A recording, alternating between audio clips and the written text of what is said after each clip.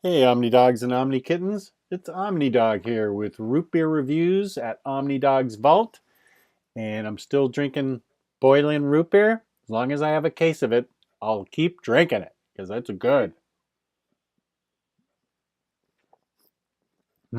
Search it out.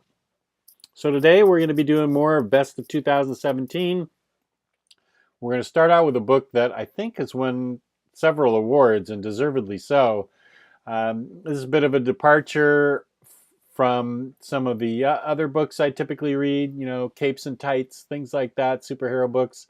This is a serious graphic novel, but it is fantastic.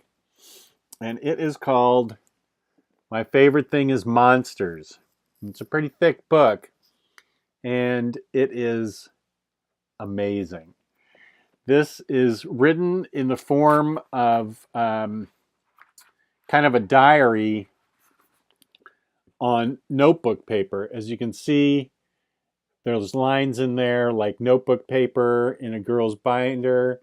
Um, and this is all drawn fantastically. The author is Emil Ferris, and I believe that is a woman, and I believe that it is um, just, I'm trying to read the liner notes here and see what's going on. But it's a super colorful tale of this girl's life in Chicago. Let me read you the inner flap so it tells you a little bit about it. Set against the tumultuous political backdrop of late 1960s Chicago and narrated by 10-year-old Karen Reyes, Monsters is told through a fictional graphic diary employing the iconography of B-movie horror imagery in pulp monster magazine. As the precocious Karen Reyes tries to solve the murder of her beautiful and enigmatic upstairs neighbor, Anka Silverberg, a Holocaust survivor, we watch the interconnected and fascinating stories of those around her unfold. Her brother Dees, who is facing the draft and who is tortured by something mysterious in his past. Sam Hotstep Silverberg, a jazz musician, Mr. Gronin, a mobster, Franklin, a drag queen, and Mr. Chug, a ventriloquist. When Karen's investigation takes us back to Anka's life in Nazi Germany, the reader discovers how the personal and the political and the past and the present converge, and how even the good can harbor a touch of the monstrous. Well, that pretty much sums it up. So let's take a look at some of this fabulous artwork that's in this book. Karen is the protagonist, and she sees herself as a monster. They are lower class, and they're immigrants. She sees herself as a monster. She portrays herself. See if I can get a picture of her as she portrays herself as kind of a werewolf-like character. Um, this is in part to preempt the human monsters who bully her, but this is all drawn sort of on notebook paper, it like in a kid's diary, which is an effective way of telling it. But the artwork is just really amazing, and the story, wow, is the story good?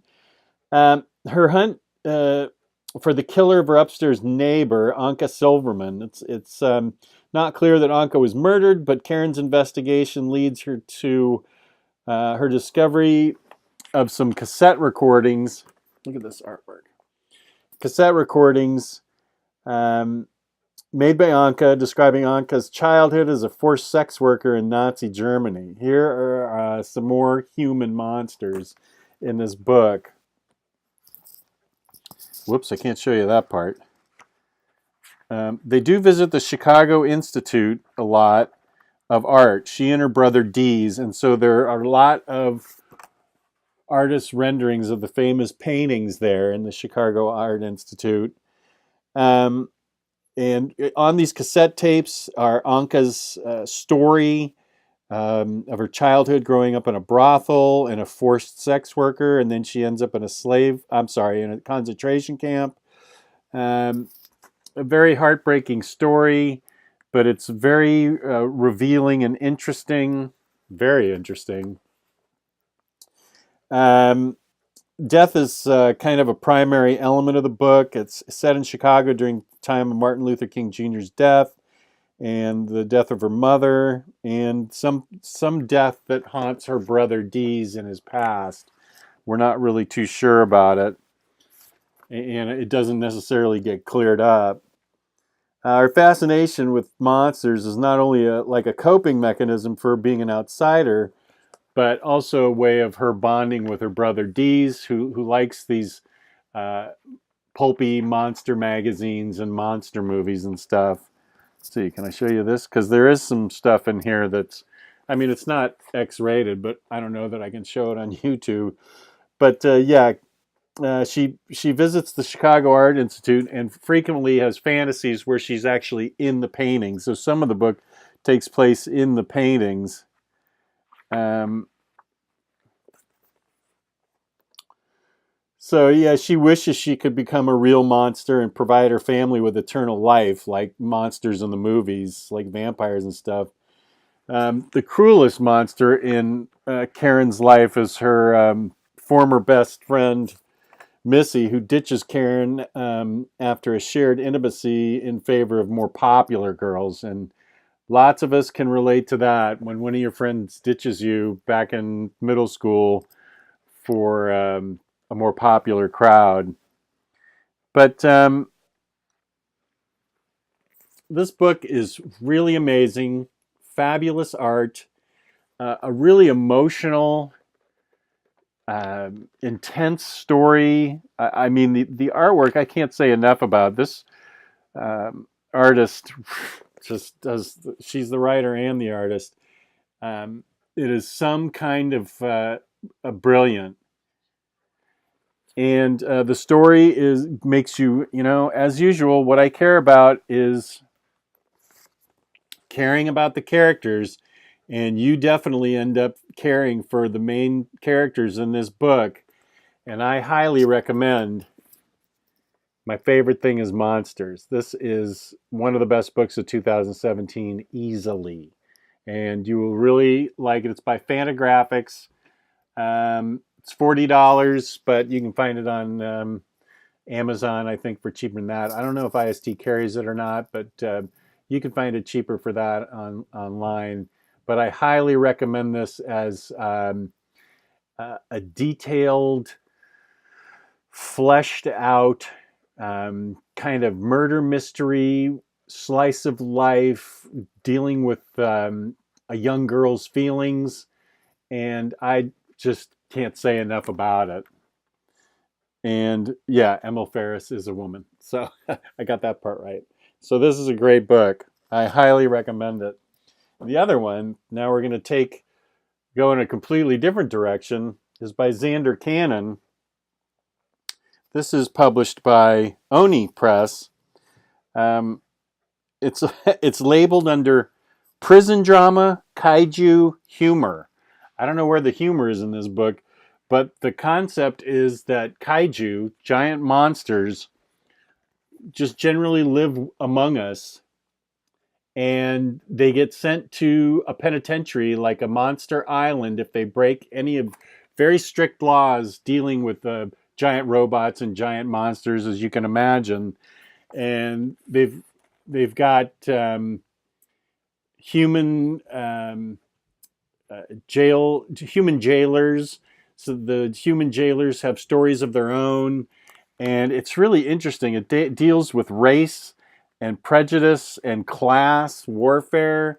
How we would really deal with it if kaiju and giant robots and giant monsters actually lived among us.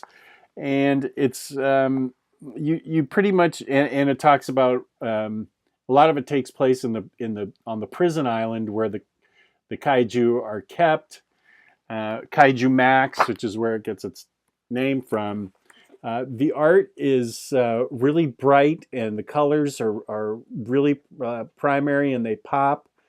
And you really get pulled into it because you really feel for these kaiju who are very much, there's a lot of bigotry against them, And obviously it's kind of an allegory regarding, if I'm using that word right, I may not be, but it's a comparison to what regular people go through in their regular lives when they are different, when faced with society where they are marginalized. So it's a really, really good book. It's got, as my friend Sherlock Alexie said, get ready for the feels, because you definitely get a lot of emotions seeing what these kaiju go through in a world that's stacked against them with racism or kaijuism, prejudice, and the obstacles when they get out of prison and try and go straight and they work at regular 9 to 5 jobs. If you can imagine what that's like. And there are a lot of mechanized warriors in it. And it almost looks like a manga almost. But it's highly readable, very enjoyable. This is one of the, let's see, it's an Eisner nominated satire from award-winning cartoonist Xander Cannon. And there's 2 books, season 1 and season 2. Season 3 hasn't come out yet in collected form, but wow, this is some kind of good book. And this is one of my best books of 2017.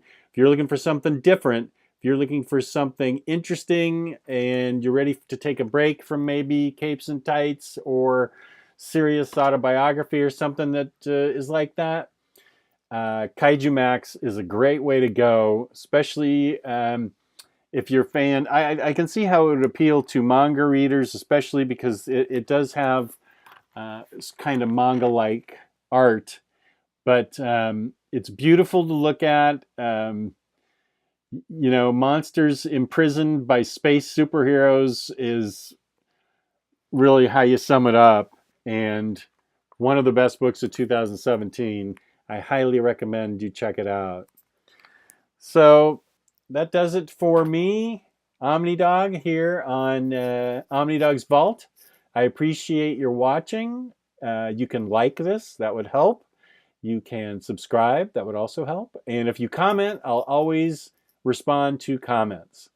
So these books are fun, they're interesting, they're emotional, they will pull you in, and that's what it's all about. Thanks for watching, and I will be talking to you later.